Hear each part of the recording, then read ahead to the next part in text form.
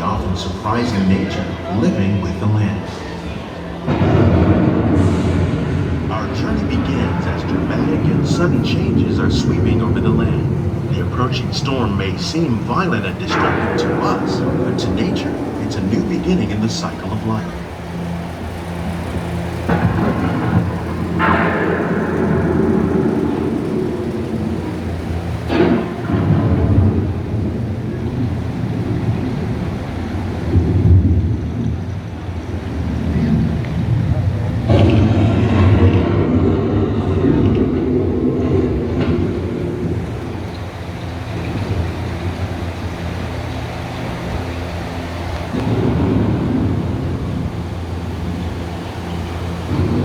Beneath the surface of the land, roots trap water from the flowing mud, extracting precious nutrients and minerals. These elements, when combined with sunlight, create the diverse living systems of our planet.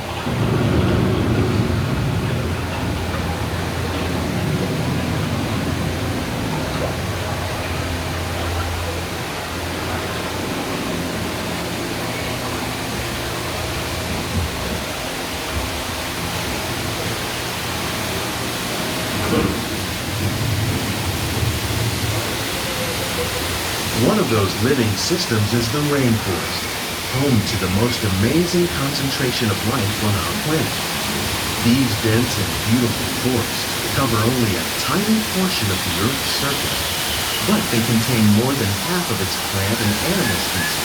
Rainforests are also extremely rich and productive living systems, providing us with oxygen, food, medicines, and other elements essential to our lives.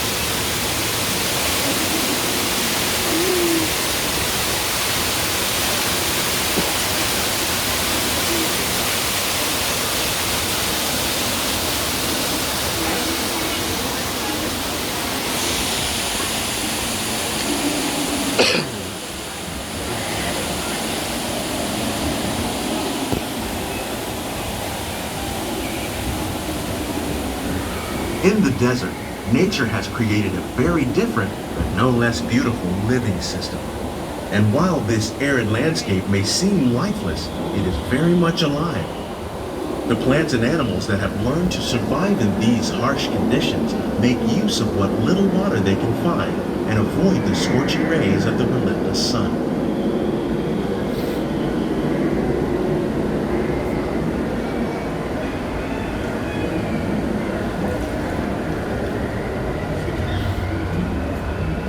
The American prairie once appeared as desolate as the desert, but over time, rainwater and nutrients gradually penetrated the hard surface of this land. Even the hooves of the mighty buffalo helped create the rich soil that would one day become home to the American farm.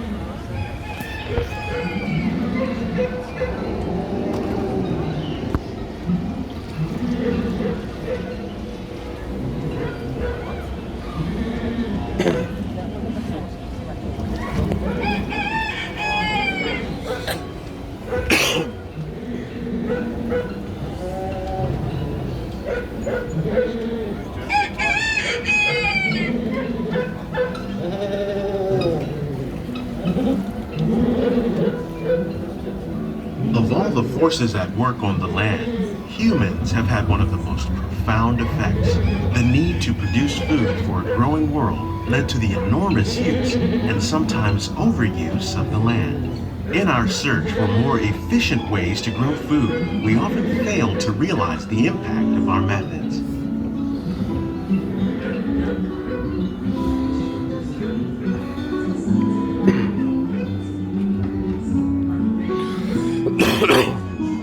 Today, we're learning to live with the land, discovering better ways to grow food that will assure both human and environmental well-being. In arid regions, we're learning to produce food on desert seacoasts by developing and planting crops that thrive on salt water. In Japan, we're learning that by mixing leaves and other living materials into our soil, we can make farmland more fertile without the need for chemicals. Here at Epcot, we're learning to reduce the need for chemical pesticides by breeding and using natural predators, like ladybugs and wasps, to control pests. In the farmlands across America, we're learning that by plowing under vegetation containing natural fertilizers, we can enrich the soil without the use of chemicals. In arid regions, we're learning to produce food on desert seacoasts by developing and planting crops that thrive on salt water.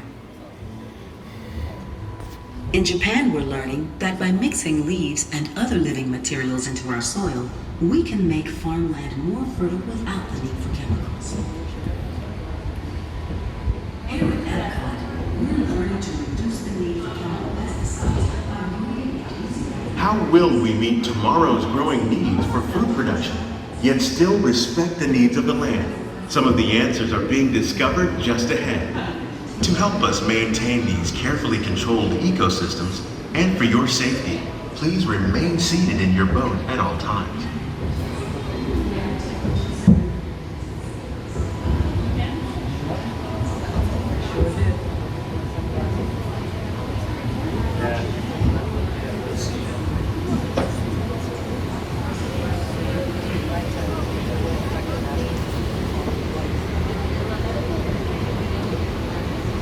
Welcome to our living laboratory, where scientists from Epcot and the U.S. Department of Agriculture are exploring innovative ways to produce bountiful harvests now and into the future.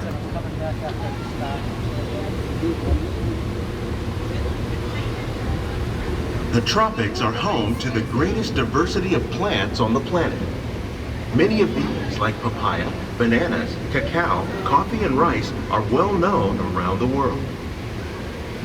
These are just a few of the edible plants that have been an important source of nutrition for people living in the tropics. Many are rich in vitamins and minerals, while others are well adapted to growing in less than ideal conditions. Some, like the water lily, thrive in wet, swampy areas and waterways. All parts of this plant, even the flower petals, are edible. The starchy root of the plant has long been used to make flour for baking.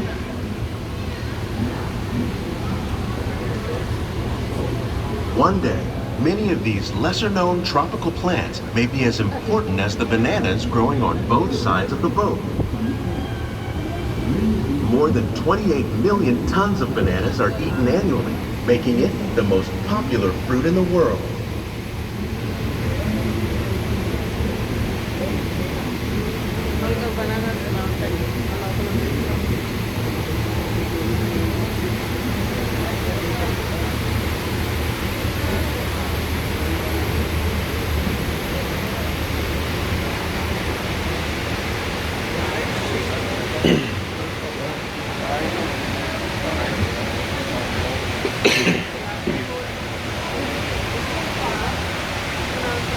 When we mention farming, you probably don't think of fish, but fish farming, or aquaculture, accounts for nearly half of all the seafood consumed globally.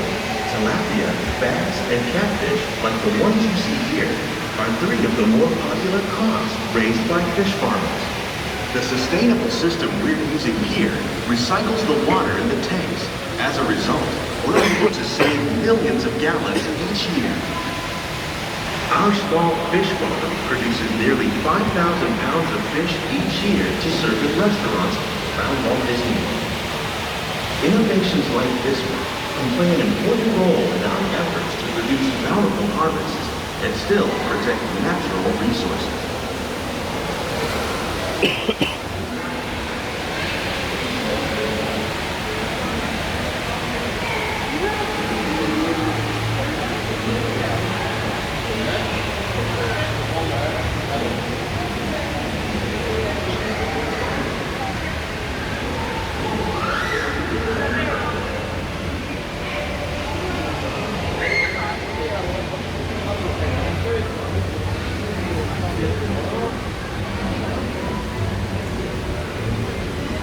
While there are more than 50,000 edible plant species in the world, most of us are only familiar with the handful that make up our everyday diet. The common grains growing here: wheat, Maize, sorghum, and millet, plus rice, account for nearly 2/3 of our global food consumption. Learning how to increase yields of these staples is an important goal of research around the world.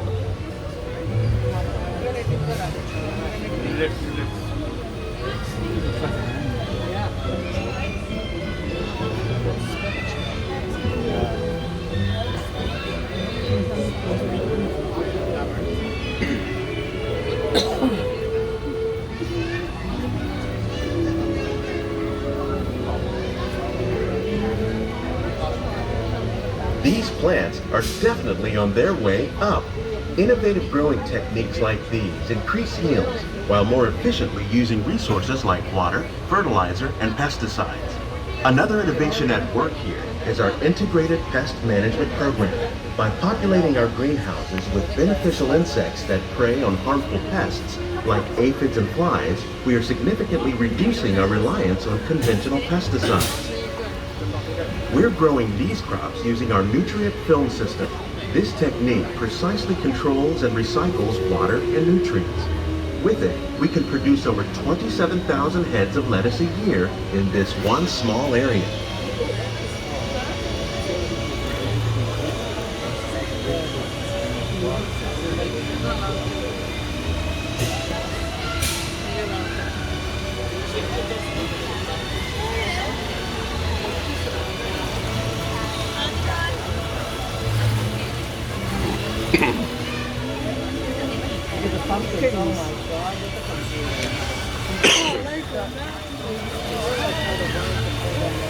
Some of our best ideas have been inspired by nature, like these fruit and vegetable trees.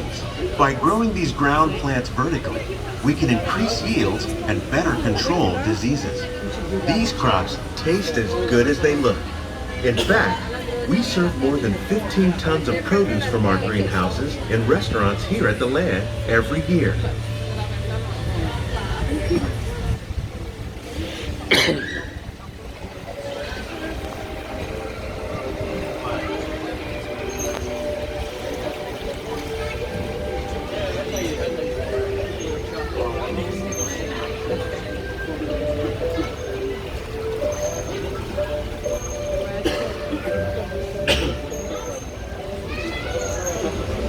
The future of agriculture may include innovative ideas like this vertical growing system.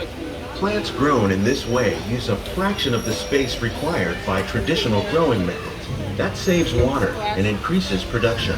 The aquaponics system on your left combines hydroponics with aquaculture. The fish provide a natural source of fertilizer for the plants, and the plants help keep the water clean for the fish. It's another great way to produce more while using less. In our lab, Epcot scientists are working with the U.S. Department of Agriculture on a number of innovative projects.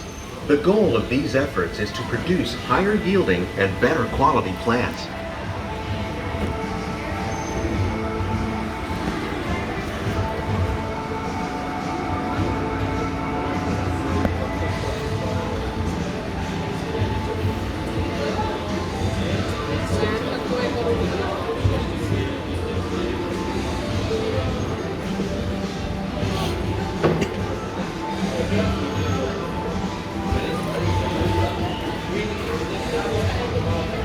These greenhouses represent just a fraction of the work being done worldwide to produce bountiful harvests for our growing population. Scientists, farmers, and even backyard gardeners are doing their part to improve the quantity and quality of foods that we all rely upon. Together, we can continue to find more ways to increase food production and protect our precious natural environment. Only then will we truly be living with the land.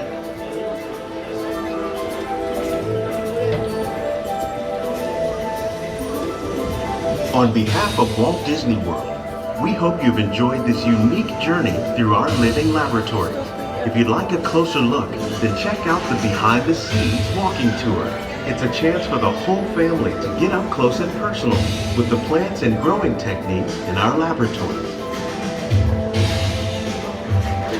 Please keep your hands and feet inside the boat and remain seated until the boat comes to a complete stop.